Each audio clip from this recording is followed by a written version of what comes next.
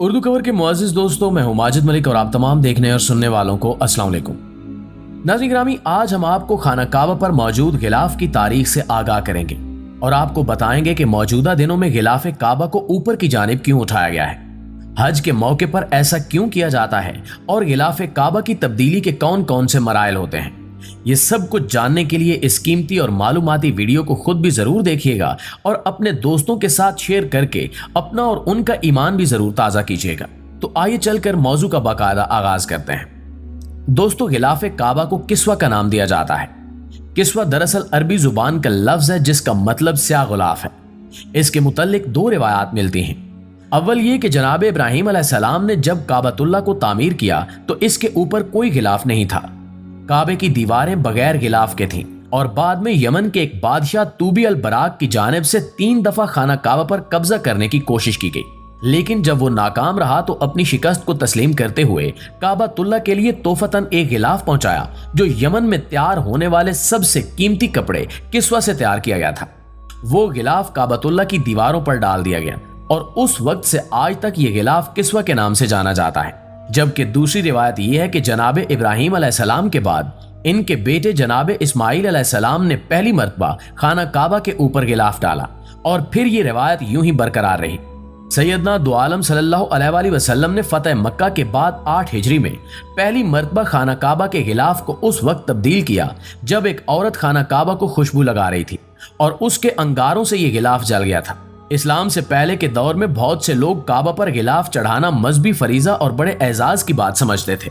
بعض واقعات میں اشارہ ملتا ہے کہ پرانے دور میں کسوہ نامی کپڑا تہوں کی شکل میں کعبے پر چڑھایا جاتا تھا، اور جب اس کا وزن بڑھ جاتا تھا یا وہ گھس جاتا تو اسے ہٹا دیا جاتا یا پھر تقسیم کر دیا جاتا تھا۔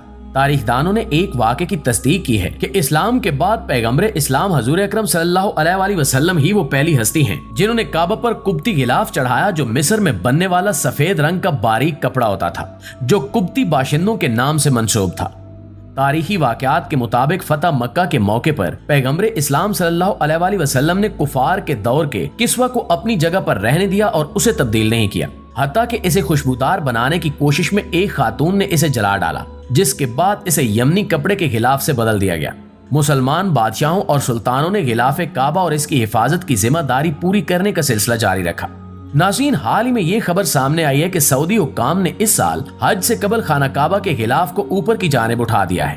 حرمین شریفین کے نگران ادارے کے مطابق حج کے دنوں میں غلاف کعبہ یعنی کسوہ کو اونچا کر دیا گیا ہے۔ سعودی حکام کے مطابق غلاف کعبہ تقریباً 3 میٹر اونچا کر کے نیچے والے حصے کو سفید سوتی کپڑے سے ڈھانپ دیا گیا ہے۔ غلاف کو اونچا کرنے کا یہ کام مسجد الحرام اور مسجد نبوی صلی اللہ علیہ وآلہ وسلم کی جنرل پریزیڈنسی کے سربراہ شیخ عبد الرحمن السدیس کی زیر نگرانی کیا گیا۔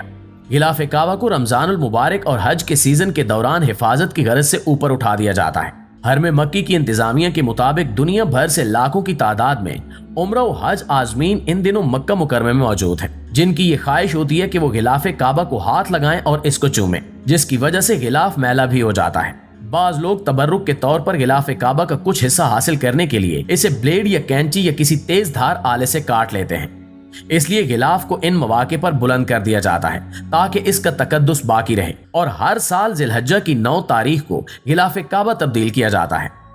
آپ کو یہ جان کر بھی حیرت ہوگی کہ قدیم زمانے میں کئی غلاف ایک ہی وقت میں کعبۃ اللہ پر موجود ہوا کرتے تھے۔ اسلامی ممالک کے حکمران یا شاہی خاندانوں سے تعلق رکھنے والے جب عمرے یا حج کرنے آتے تو غلاف کعبہ بطور تحفہ ساتھ لے کر آیا کرتے تھے، یا پھر بعد ازاں غلاف کعبہ کو تحفے کے طور پر بھجوا دیا کرتے، تو یہ غلاف بھی پہلے سے موجود غلاف کے اوپر ہی ڈال دیا جاتا۔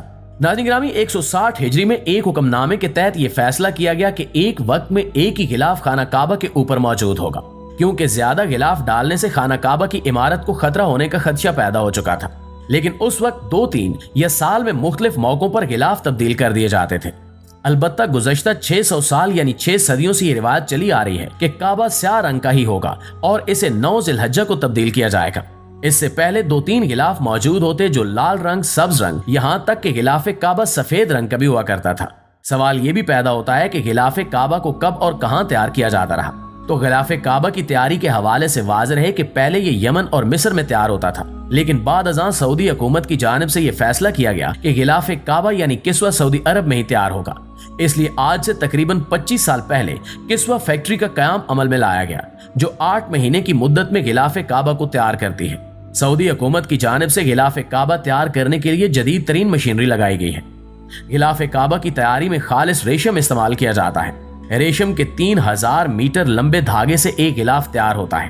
غلاف کعبہ پر مختلف آیات لکھی جاتی ہیں اور پھر 220 کلو سونے کا استعمال کرتے ہوئے ان آیات کو واضح کیا جاتا ہے۔ غلاف کعبہ کی تیاری پر تقریباً 8 سے 10 ملین ڈالر کا خرچ آتا ہے، جو کہ سعودی حکومت مکمل طور پر خود اٹھاتی ہے۔ غلاف کعبہ کی تیاری کے بعد اس کے 47 حصوں کو آپس میں یوں جوڑا جاتا ہے کہ 5 بڑے ٹکڑے تیار کر لیے جاتے ہیں۔ 4 ٹکڑے سائیڈ کی دیواروں کے اور 5واں ٹکڑا مرکزی دروازے کا ہوتا ہے۔ ہر سال کعبہ سے اترنے والے پرانے غلاف کو ٹکڑوں میں تقسیم کر کے سعودی خاندان کی جانب سے اسلامی ممالک کے سربراہان اور شاہی خاندانوں کو بطور تحفے کے بھجوایا جاتا ہے۔ دوستو، سوال یہ بھی ہے کہ کیا کوئی عام مسلمان بھی غلاف کعبہ کا ٹکڑا حاصل کر سکتا ہے؟ تو اس کا جواب ہے کہ بالکل ایسا ممکن ہو سکتا ہے۔ اگر غلاف کعبہ کا ٹکڑا حاصل کرنا چاہتے ہیں تو اس سلسلے میں مکہ کی انتظامیہ سے رابطہ کر کے باقاعدہ طور پر درخواست بھی دی جا سکتی ہے اور آپ غلاف کعبہ کا یہ ٹکڑا حاصل کر سکتے ہیں۔ بہت سے لوگ غلاف کعبہ کو متبرک سمجھتے ہوئے اس کے ریشوں کو اپنے کفن یا قبر میں ساتھ رکھنا بھی باعث برکت سمجھتے ہیں اور اسے اپنے لیے باعث نجات بھی تصور کرتے ہیں، کیونکہ خانہ کعبہ مسلمانوں کی عظیم عبادت گاہ ہے اور اس سے جڑی ہر چیز مسلمانوں کے لیے مقدس درجہ رکھتی ہے۔ کعبے کی دیواروں سے مس ہونے والا غلاف کعبہ بھی اسلام کی مقدس ترین چیزوں میں شمار ہوتا ہے، جبکہ کعبے پر چڑھائے جانے والے غلاف کعبہ کی وجہ سے خانہ کعبہ کی دیواروں کو دیکھ پانا ہر کسی کے لیے ممکن نہیں ہوتا، اور سال میں ایک بار یہ موقع آتا ہے جب غلاف کی تبدیلی کی جاتی ہے۔ تاریخی روایات کے مطابق کعبہ شریف کے غلاف کے رنگوں کی تعداد 7 تک ملتی ہے۔ آپ یہ جان کر بھی حیران ہوں گے کہ ماضی میں خاکی، سرخ، سفید، زرد، سبز، سیاہ اور سنہری رنگوں کے غلاف بھی بنائے گئے۔ سیاہ غلاف کعبہ شریف کی تاریخ میں سب سے زیادہ عرصے تک استعمال ہوا۔ بعض اوقات ایک ہی وقت میں 1 سے زائد رنگوں کا غلاف بھی بنا، ایک بنیادی رنگ اور دوسرا اس کی تزئین و آرائش کے لیے استعمال کیا گیا۔ سیاہ کپڑے پر سنہرے رنگ کا دور اسلام کے بعد کا دور ہے۔